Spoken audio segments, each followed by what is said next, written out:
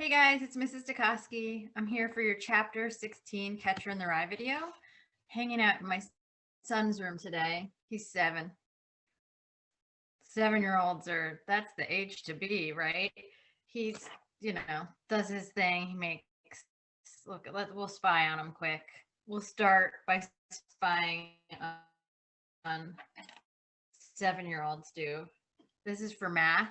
I don't know if you remember 7-year-old math with these blocks. This is a creature drawing. Remember like large erasers like this when you were 7? And oh, hold on, wait for this. His drawer is crazy. Remember having, yeah, this is what 7-year-olds do. And so in his drawer of materials, he also has like cars. He's remote learning this year. He hasn't gone back yet. So he just has his own little setup here. And it looks like a lot of fun. These are some of his things too. There he goes.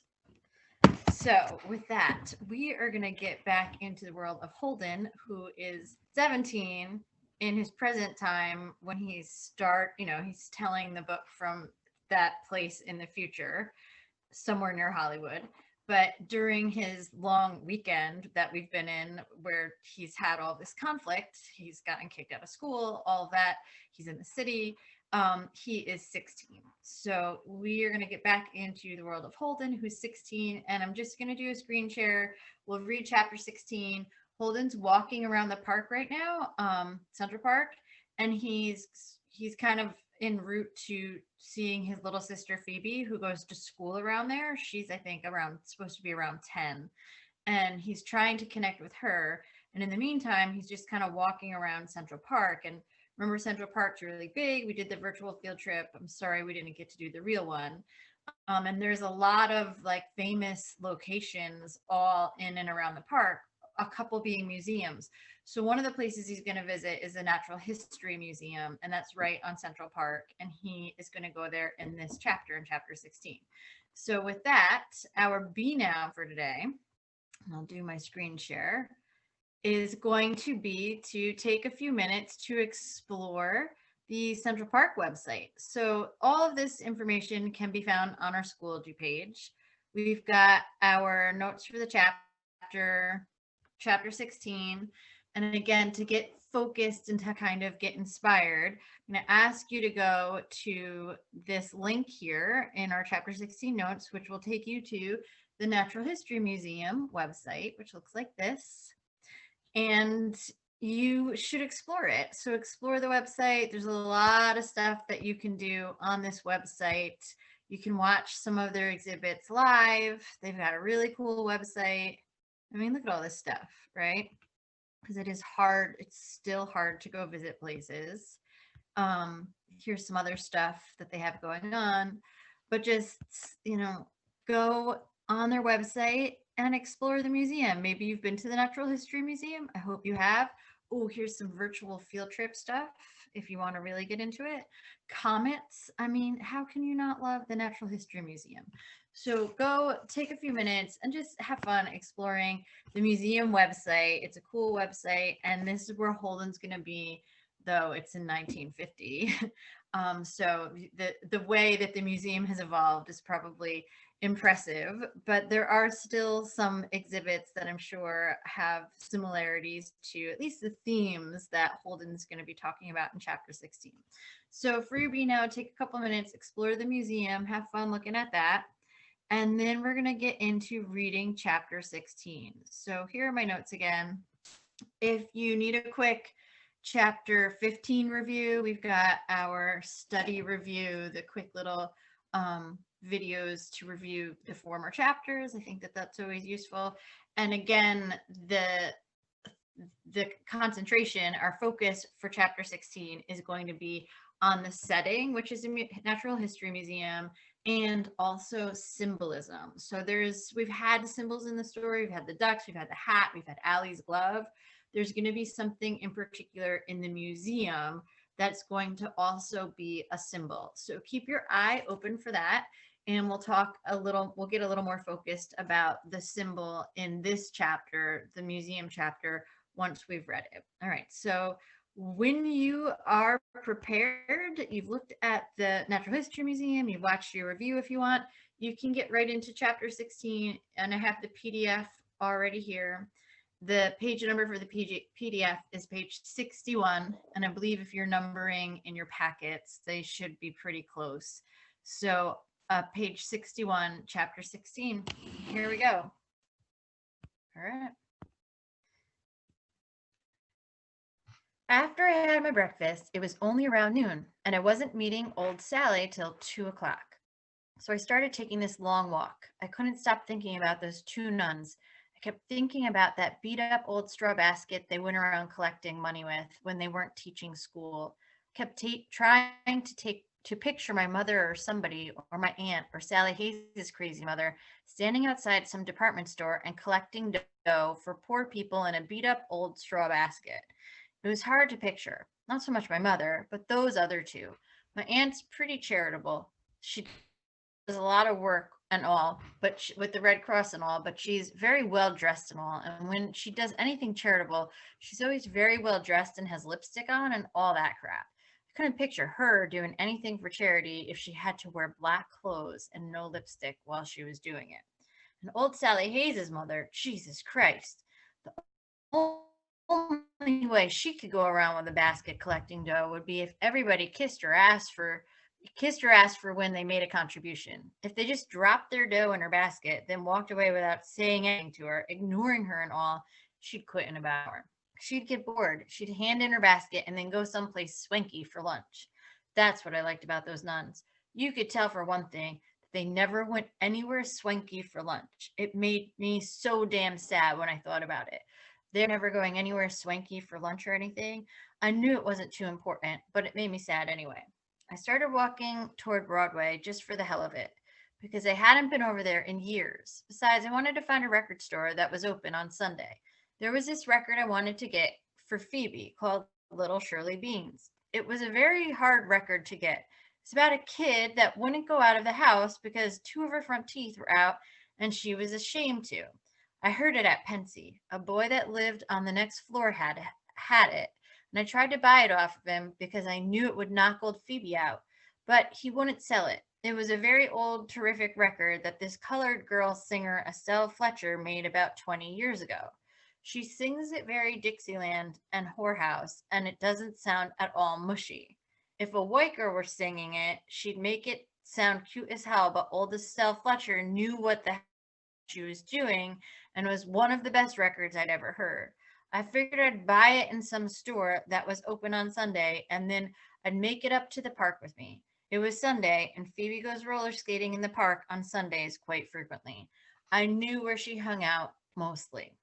It wasn't as cold as it was the night before, but the sun still wasn't out, and it wasn't too nice for walking. But there was one nice thing. This family that you could tell just came out of some church were walking right in front of me, a father, a mother, and little kid about 6 years old.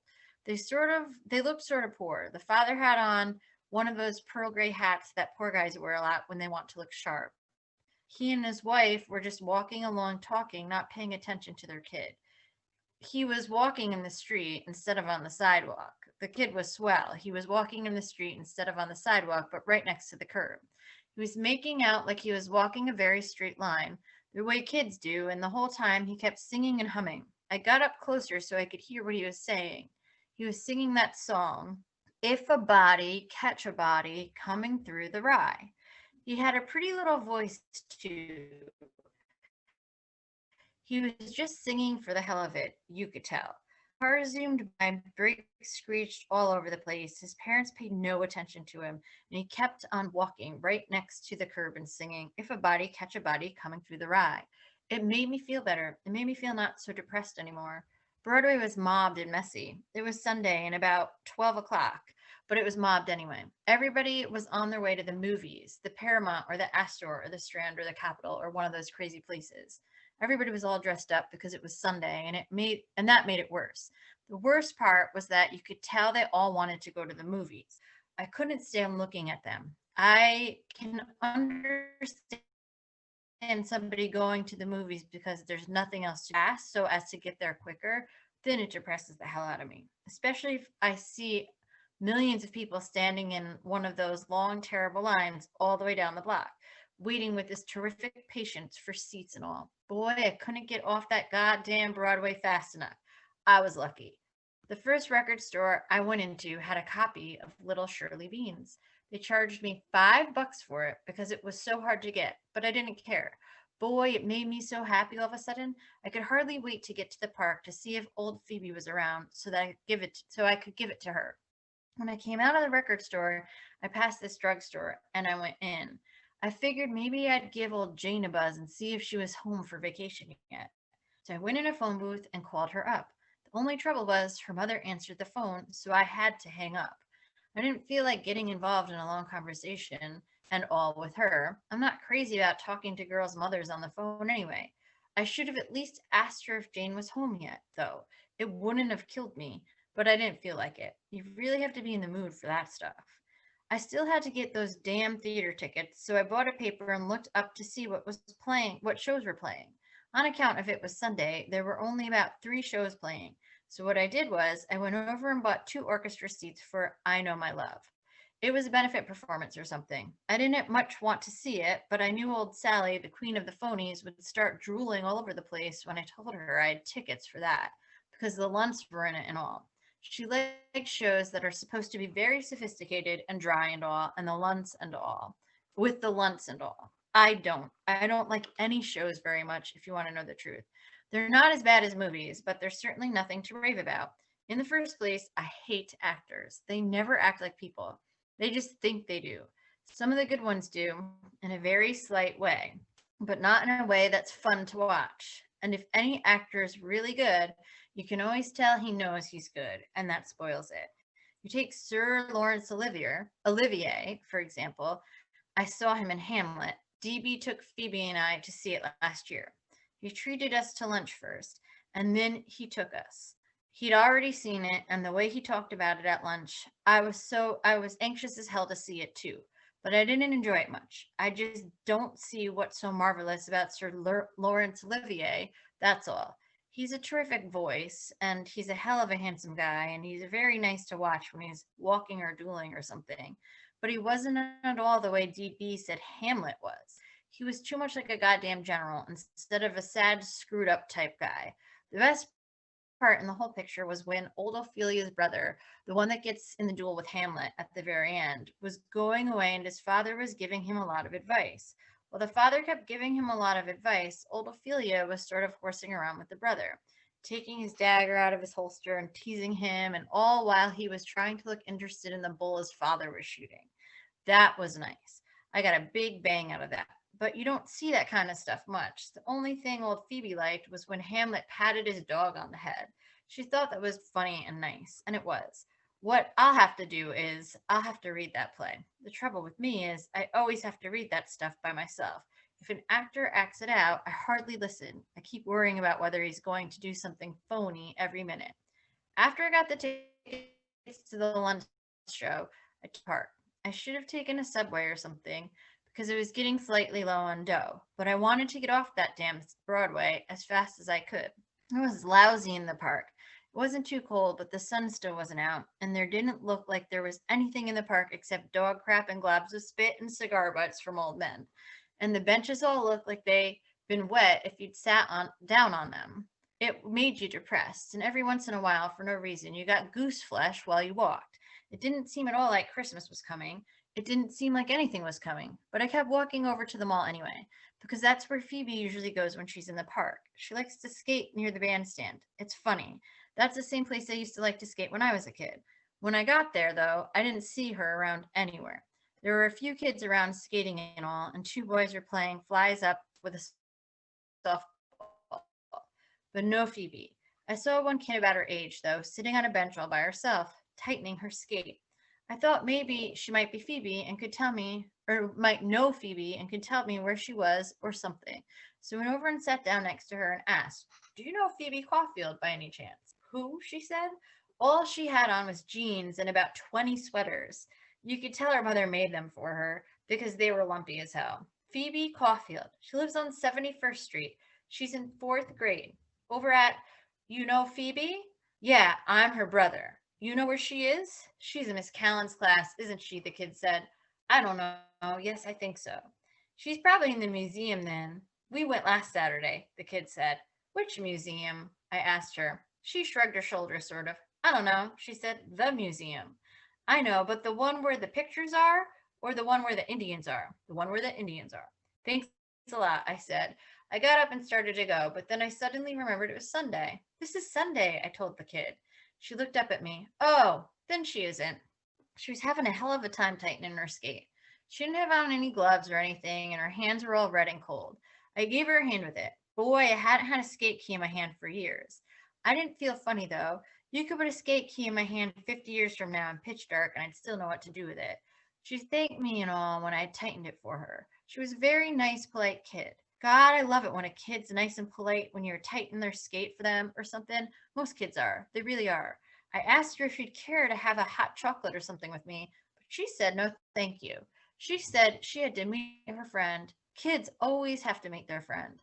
That kills me. Even though it was Sunday and Phoebe wouldn't be there with her class or anything, and even though it was so damp and lousy out, I walked all the way through the park over to the Museum of Natural History. I knew that was the museum the skate key meant. I knew the whole museum routine like a book. Phoebe went to the same school I went to when I was a kid, and we used to go there all the time. We had this teacher, Miss Egeltinger, that took us there damn near every Saturday. Sometimes we looked at the animals, and sometimes we looked at the stuff the Indians had made in ancient times pottery and straw baskets and all stuff like that. I get very happy when I think about it, even now. I remember after we looked at all the Indian stuff, usually went to see some movie in this big auditorium. Columbus. They're always showing Columbus discovering America, having one hell of a time getting old Ferdinand and Isabella to lend him the dough to buy ships with, and then the sailors mutinying on him and all. Nobody gave too much a damn about old Columbus, but you always had a lot of candy and gum and stuff with you. And inside of that auditorium had such a nice smell. It always smelled like it was raining outside, even if it wasn't. And if you were in the only nice, dry, cozy place in the world. I loved that damn museum. I remember you had to go through the Indian room to get to the auditorium. It was a long, long room, and you were only supposed to whisper. The teacher would go first, then the class. You'd be two rows of kids, and you'd have a partner. Most of the time, my partner was this girl named Gertrude Levine. She always wanted to hold your hand, and her hand was always sticky or sweaty or something. The floor was all stone, and if you had some marbles in your hand and you dropped them, they bounced like madmen all over the floor and made a hell of a racket. And the teacher would hold up the class and go back and see what the hell was going on. She never got sore, though, Miss Egeltinger. Then you'd pass by this long, long Indian war canoe, about as long as 3 goddamn Cadillacs in a row, with about 20 Indians in it. Some of them paddling, some of them just standing around looking tough. And they all had war paint all over their faces. There was one very spooky guy in the back of the canoe with a mask on. He was the witch doctor. He gave me the creeps, but I liked him anyway.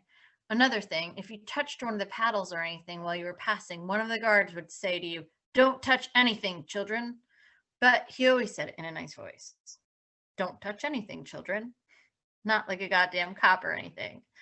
Then you'd pass by this big glass case with Indians inside it, rubbing sticks together to make a fire, and a squaw weaving a basket. The squaw that was weaving the basket was sort of bending over, and you could see her bosom and all.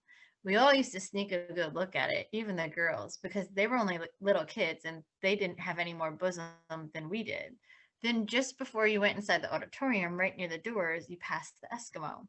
He was sitting over a hole in this icy lake, and he was fishing through it. He had about 2 fish right next to the hole that he'd already caught. Boy, that museum was full of glass cases. There were even more upstairs, with deer inside them, drinking at water holes, and birds flying south for the winter. The birds nearest you were all stuffed and hung up on wires, and the ones in back were just painted on the wall. But they all looked like they were really flying south. And if you bent your head down and sort of looked at them upside down, they looked in an even bigger hurry to fly south. The best thing, though, in the museum was that everything always stayed right where it was. Nobody'd move.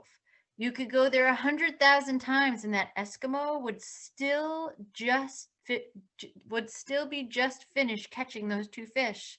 The birds would still be on their way south. The deers would still be drinking out of the waterfall with their pretty antlers and their pretty skinny legs, and that squaw with the naked bosom would still be weaving that same blanket. Nobody'd be different. The only thing that would be different would be you. Not that you'd be so much older or anything. It wouldn't be that exactly. You'd just be different, that's all. You'd have on an overcoat this time, or the kid that was your partner in line the last time had got scarlet fever and you'd have a new partner. Or you'd have a substitute taking in the class instead of Miss Egletinger. Or you'd heard your mother or father having a terrific fight in the bathroom. Or you just passed by one of those puddles in the street with gasoline rainbows in them. I mean, you'd be different in some way. I can't explain what I mean. And even if I could, I'm not sure I feel like it. I took my old hunting hat out of my pocket while I walked and put it on. I knew I wouldn't meet anyone that knew me, and it was pretty damp out. I kept walking and walking, and I kept thinking about old Phoebe going to the museum on Saturdays the way I used to.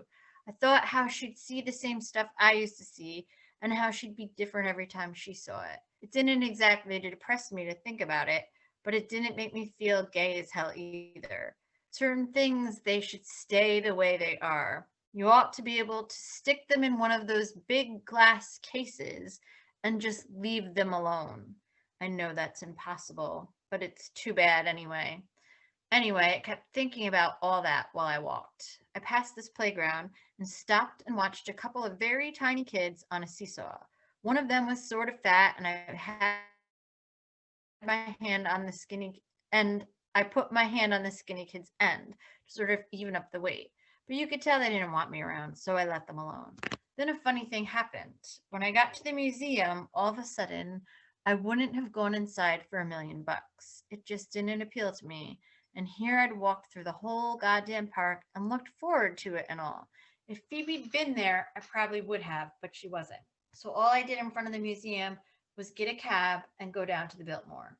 I didn't feel much like going. I'd made the damn date with Sally, though. 17.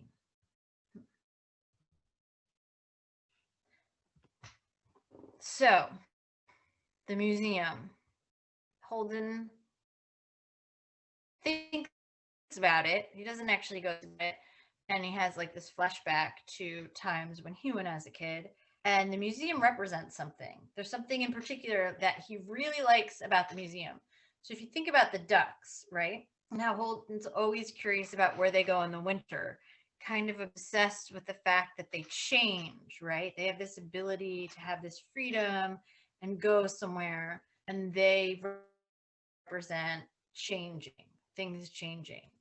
Then think about the museum. What is Holden appreciating about the museum?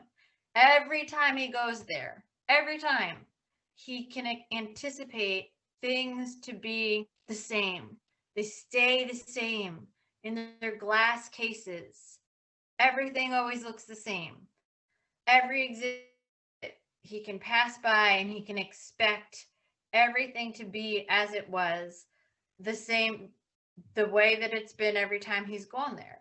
So if the ducks represent change and freedom and, growth, the museum represents conformity and things staying the same. And he knows that that's not possible, but he says there's something comforting. You could put something in a glass case and it wouldn't change. So we know, Holden struggles there a little bit with things in his life that are changing, that maybe he's not ready for some of the big changes that are happening. He admits that he knows they have to change, that you can't just put things in a glass case and have them stay the same like the museum, but it doesn't mean he likes that. So that's, the museum chapter is interesting, and you can go back through it. There's a few cultural references too in this chapter that suggest the time period when Salinger is writing. And again, we've talked about them before. The language that he uses around race, around class, around size, like all things that today have shifted and changed with the times.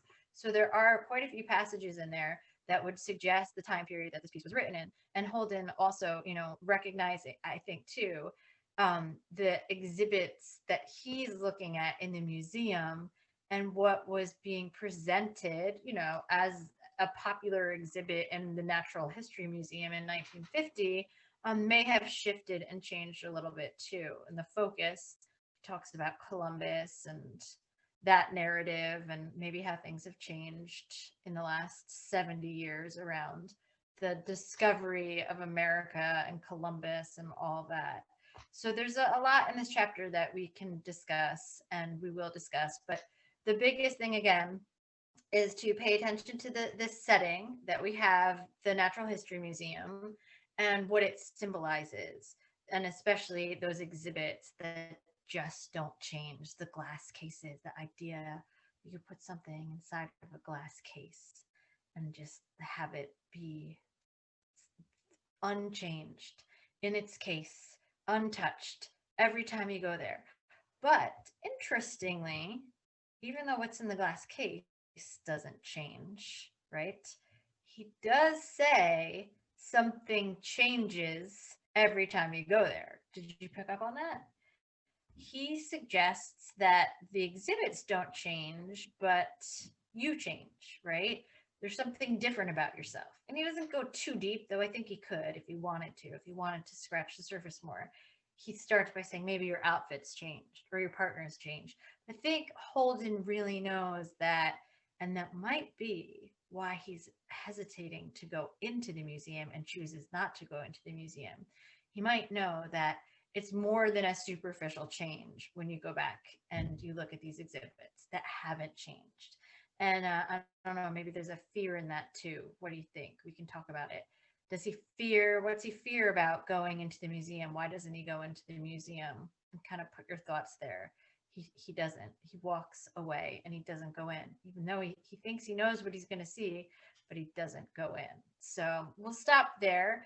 And that's some food for thought. And I hope that you enjoyed chapter 16 and stay tuned for more. Chapter 17 is next. We're going to meet Sally Hayes. We're going on a date. Okay, bye.